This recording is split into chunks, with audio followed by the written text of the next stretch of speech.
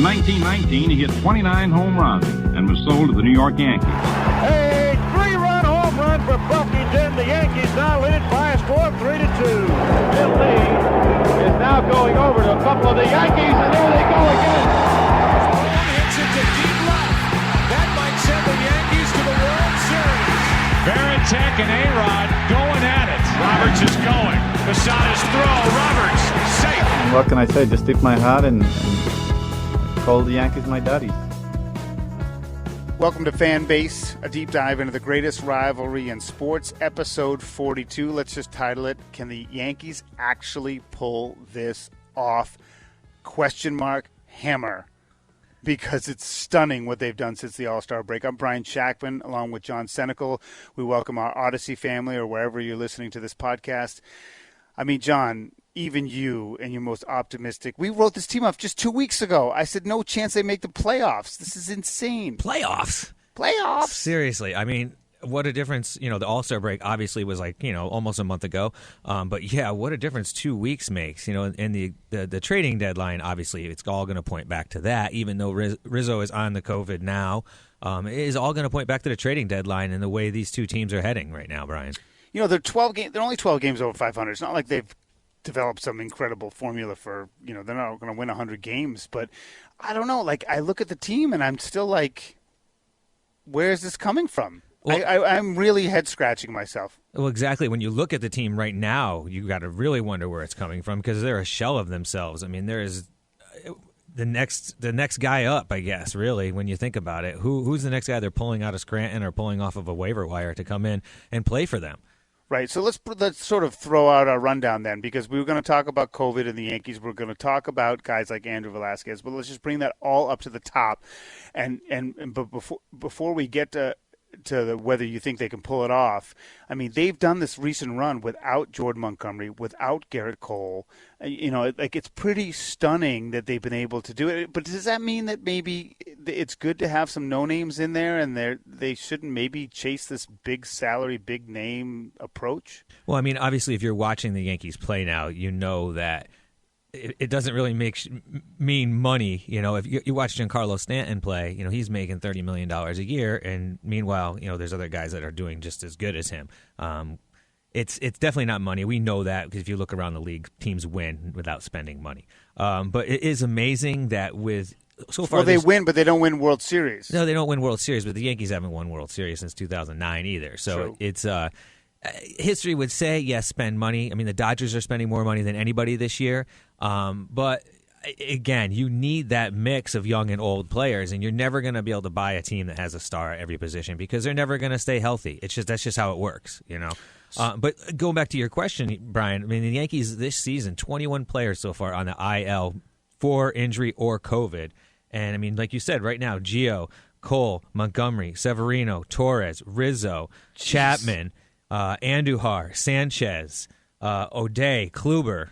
And that's your marquee names. And then you can mix in King and Frazier and Ambergy and Do you Schmidt. think that their COVID? Do you think? For injuries aside, they can happen. But do you think like their COVID protocols are off, or do you think they had more unvaccinated guys than other teams? Well, like my son last night said to me, he goes, "Is Red Sox fans administering these tests or something?"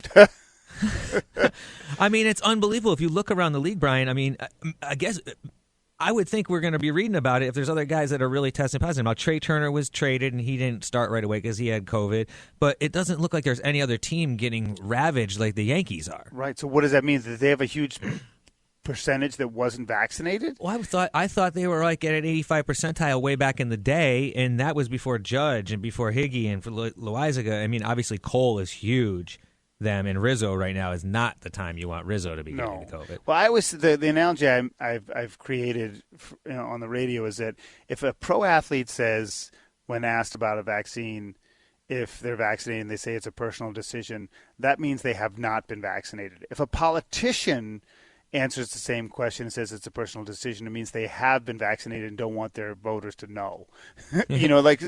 So I feel like the pro athletes who say that they haven't been vaccinated, maybe they just had a smaller percentage of people vaccinated than we thought. I don't know. I would have to guess that. I mean, just for the pure fact that how everybody almost everybody has gotten it. Now, we know just because you got the vaccine does not mean that you are immune to COVID. Correct. You can still get it. You can still spread it. And there's no way that with the players' union and HIPAA laws and all that, everyone's ever going to find out if these guys were vaccinated. But I would think as an organization and a premier organization, you would want to be tightening up the ship to make the ship run straight.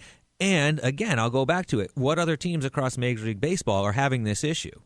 And the thing is, I would add to that, though, it's kind of ironic that I actually think they're playing better despite that adversity. So, I mean, the fact that they haven't had Cole for a start and J-Mo for a start and they're still kind of rolling is pretty stunning to me. But I also think it says something about what talent's waiting in the wings, which I didn't think they had much, but obviously enough to win. So yeah, the Yankees have, traditionally in the last 5, 6, 7 years, have always had a deep minor league system. I mean, they don't get talked about enough.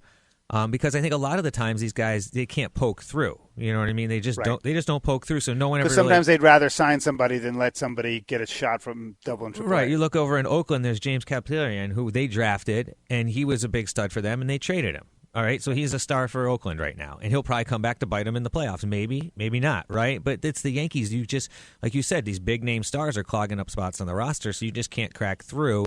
So you need an injuries, like Luis Gil gets an injury, and now all of a sudden he's a stud, and they just keep bouncing him back and forth so they can make room on the roster. Well, interestingly enough, but it does, like someone like Andrew Velasquez gets an opportunity, and I know he caught your eye for a couple reasons. Yeah, well, I mean, Andrew Velasquez is, a 27-year-old. I guess you call him journeyman because this is his second stint in the majors, not much before that. Drafted in 2012, 7th round.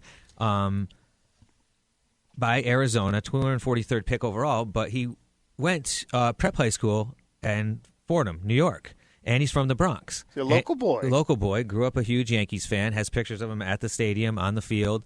So, yeah, a whole full circle thing here. So, obviously, he's got to be over the moon. His family's got to be over the moon. So, but, again, if you don't have all these issues and all these injuries and all the COVID, there's not a chance ever that Andrew Velasquez cracks the Yankee roster. I mean, maybe any Major League roster. But imagine, like I said, John Sterling would say, that's baseball, Susan.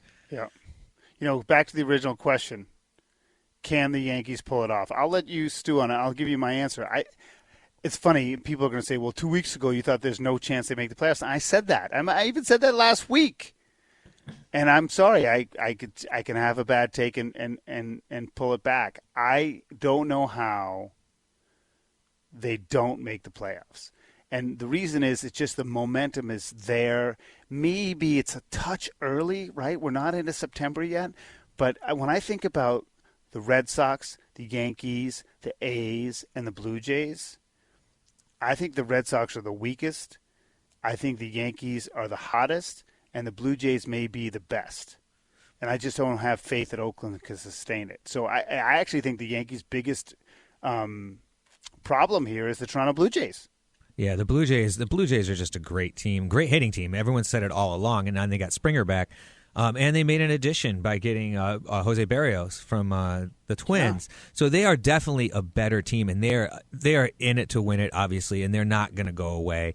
The Yankees have 7 more games against Toronto. They got only 3 versus Tampa, where the Red Sox, I believe, have 10 versus Tampa. So the Yankees got Tampa on the front end, and the Red Sox are going to have to deal with them on the back end. So tell me, what's the answer to the question? So I do believe the Yankees can make the playoffs at this point, and I'll give you the reason why. I would say, obviously, trading deadline. The Yankees won the trading deadline, and Boston took a big punch in the face, and the fan base didn't like it. Obviously, the team's been affected by it. You can say whatever you can say whatever you want to say about slumping in baseball, and Chris Sale's going to save the season. But the Red Sox are in a position where the Yankees were a month ago. They're getting beat bad in bad situations. They're not scoring runs, and they just don't look good right now, and that's not a good thing. But yes, it's baseball. Can they bounce back? And they are still in the hunt. You can't write the Red Sox off. Okay, so let's talk about that a little more. He's John Senecal. I'm Brian Shackman. This is Fanbase, deep dive into the greatest rivalry in sports, episode number 42. Is there any hope for the Red Sox? And you say there is hope. I mean, listen, now your hope is Chris Sale. That's what you guys are pinning your hope on. I don't even know if he's enough, is my point. Like the starting 5, we talked about how consistent and healthy they've been. They stink. Well, I mean, is Bogarts going to keep hitting bad? I mean, JD, given what happened last year with him, and he's kind of maybe in the back towards the end of his career. I have no faith in him. I don't. But again, like the Red Sox have been good because their pitching is held up, which it hasn't lately, and their hitting has picked up the slack when the pitching hasn't, right? And they haven't been doing that. They really haven't been doing anything lately. Well, they got a setback with Kyle Schwarber. He's not going to be back as quick as they had hoped. And so, yes, so basically, listen, that 7-2 lead they blew, and then George Springer hit that 3-run home run off his former college teammate Matt Barnes at UConn. That, to me, was a stake in the heart that had already been wounded, right? They were wounded by the trade deadline. They've been wounded by the 5-game losing streak. And now to look at Chris Sale and Kyle Schwarber, who we might not see till the end of the month, I am not hopeful. Now, I'm a doomsday half-empty guy, even though we've won 4 times in this century. But, I mean, you tell me, like, if you looked at that situation, they're basically... I've been looking at that situation, Brian. I've been looking at that situation for 4 months now with the Yankees. How can you think the Red Sox have a chance? They have no confidence. They have no depth all of a sudden in the pitching area. I don't know. I mean, the only reason they would not have a chance is if they just totally peaked and then that's it. They're on their way back to where they should be as they were thought about in the preseason, right? A sub maybe 500 team, right? So maybe they're on their way back that way. But I just don't see the players that they have, the taste that they've had this season, that they're just going to roll over and play dead. Maybe Chris Sale coming back and how goofy he is and how of a competitor he is, maybe that's a shot in the arm. But right now, it does not look good. It just doesn't look good. No lead is safe. 7-2 lead. They had a 7-2 lead, and they lose 9-8. The Yankees had a no-hitter against the Red Sox, right? And lost that game. Like, that's baseball is crazy and it's demoralizing as hell. But like I said before, is the Red Sox doing the exact opposite of the Yankees? Are the Yankees taking all their sucker punches and they're popping them up off the mat like Rocky, and he's going to start whooping Drago's butt, right? So say we have, just play this game with me for a second. You have the Red Sox, the Yankees, the Blue Jays, and let's say the A's. We won't put the Mariners in there right now. So you have 4 teams. Give me the 2 wild cards. As we stand now, I'm not going to hold you to it at the end of the season, so you said this. I'm just saying, where you sit right now, who are the 2 teams? Okay, I'm going to say the Yankees, and I'm going to say Oakland just because they're Oakland. It's just for some reason that dang team always figures out how to get into playoffs. They can't go deep, but they're just like a thorn. They weasel their way in there somehow. And I'll say the Yankees because the Yankees ravaged through the COVID, and I think they're going to be healthier than anyone else going into that. So I think it's the best race in baseball. The AL wild card is no matter what. I say that Oakland with a lot of trepidation, Brian. I almost wanted to say Toronto. Yeah, I'm taking Toronto and the Yankees. Even though they're 3-4 in the standings right now, I just think Toronto, what I learned in watching them last weekend was they don't give up. They just don't give up. And with a lineup like that, you don't need to give up. I mean, they got dangerous hitters that are young. I feel like there's a big difference between dangerous hitters that are older and dangerous hitters that are young. I mean, those guys are just hungry. Fearless. They just look hungry when they get up into the plate. I mean, Bo Bichette looks like he's going to screw himself into the ground when he swings. Yeah, he gives up everything he's got, and it's great. I love to see that. And they're just they're a fun team to watch. And it's weird because I was looking at the schedule going forward, and I said to my son, maybe we can go catch up one of these games. And I before the season ends, I know I'm going to a 1 game already, but I was going to try to shoot down there. And I mentioned the 2 teams. And he said, "Oh, Toronto. Let's go see Toronto. Let's go see Toronto play." Yeah, who wouldn't want to see him? Let me just leave you with this before we get to some divisional question I have for you. The last 3 series for the Yankees, 3 in Boston, 3 in Toronto, and 3 at home against Tampa. Yeah. I mean, it could very well come down to the last 10 games of the season. Yeah, and that at that point, it might not be something you can play 500 and squeak through it. No, they might have to go to Toronto and sweep them. Yeah, or it could come down to a 1 game playoff. So it's going to be really fascinating, and I do think the AL wild card is the race. But the other question we like to spitball stuff is, the division, the AL East is all of a sudden looks like a beast, right? I mean, they just look like 4 teams that are good, and they certainly have 4 playoff quality teams. Then you go to the NL West, which a buddy of mine from college, one of my best friends from school, is a huge Dodger fan, and I used to just make fun of him. I said the NL West is like every team's 500, and if you're 3 games over 500, you can win the division. That's the NL East now. But, right. But it used to be the NL West, Absolutely. and now I would argue the 3 best teams in baseball in that division. So, I mean, which team, and I think the World Series is going to come out of those two divisions, right? So what do you think about the AL East versus the NL West in terms of overall quality and depth? So, I mean, like you said, the AL East has got the pedigree, right? Because you're always going to have it with the Yankees, Red Sox. And like I said to you earlier when I was texting you this morning, I still can't figure out how Tampa keeps winning. I just can't figure it out. Almost same with the Giants, though. Right, exactly. But the Giants, right, so they won World Series, 8 years ago? They won two in a row, right? They had some marquee names. Now, like, one of those guys is left, Posey. But, like, the Rays have been consistently good for, like, probably 6 out of the last 7 years in baseball. So I'm just having a hard time just wrapping my head around like how the Giants just all of a sudden they're just so dang good. You just keep waiting for that team to them to look up. Fumble. You keep looking up and you're going to be like, oh, well, look, the Dodgers are in first place now, and it just doesn't happen. It just doesn't happen. As a matter of fact, I kind of fell asleep a little bit, and I looked, and I was expecting to see like the Padres like 2 games out or whatever, and I looked, and I'm like, holy, the Padres are 7 games out. I mean, it's basically like the Yankee situation. You know, the Padres are in the kind of the same situation. They're chasing the Dodgers, and they're hoping for a wild card spot. I just think it's amazing that the Dodgers, their run differential is by far the best in baseball, and they have so much money spent, and they're still a couple of games out in that division. Now, I don't think there's any doubt that the Dodgers are going to make the playoffs, but I just think that those 3 teams are better than the 3 best teams in the AL East. I still think that the World Series champion can come out of the AL East, but I mean, to me, like if you saw, I still think it's so funny that they're north of the border, but I think the most exciting team out of the AL East is still Toronto.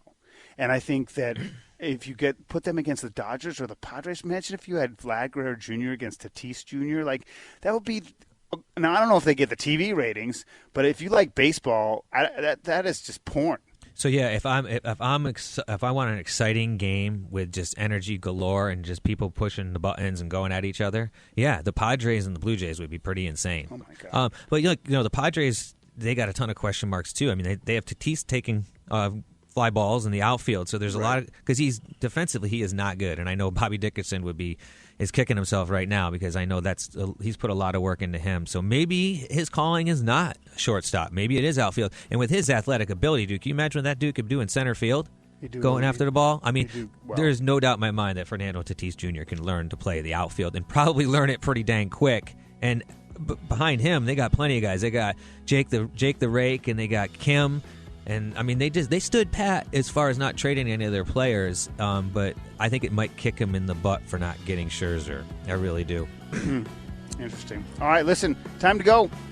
Fanbase, a deep dive into the greatest rivalry in sports, episode number 42. Can the Yankees actually flippin' pull it off? Say yes. I agree. We're going to beat the COVID, and we're going to beat everyone else, and we're going to the dish. Please listen, like, share. Wherever it is that you get your podcast, we're proud to be part of the Odyssey family, and we will see you next week for episode 43.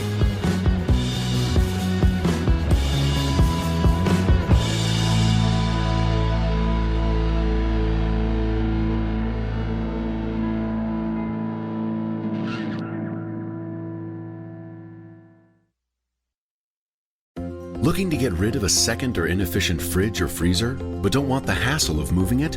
Eversource, proud sponsor of Energize Connecticut, is here to help. We'll remove your inefficient appliance for you at no cost. Plus, give you a $30 rebate. Your second appliance could be costing you up to $125 in annual energy use. So don't wait.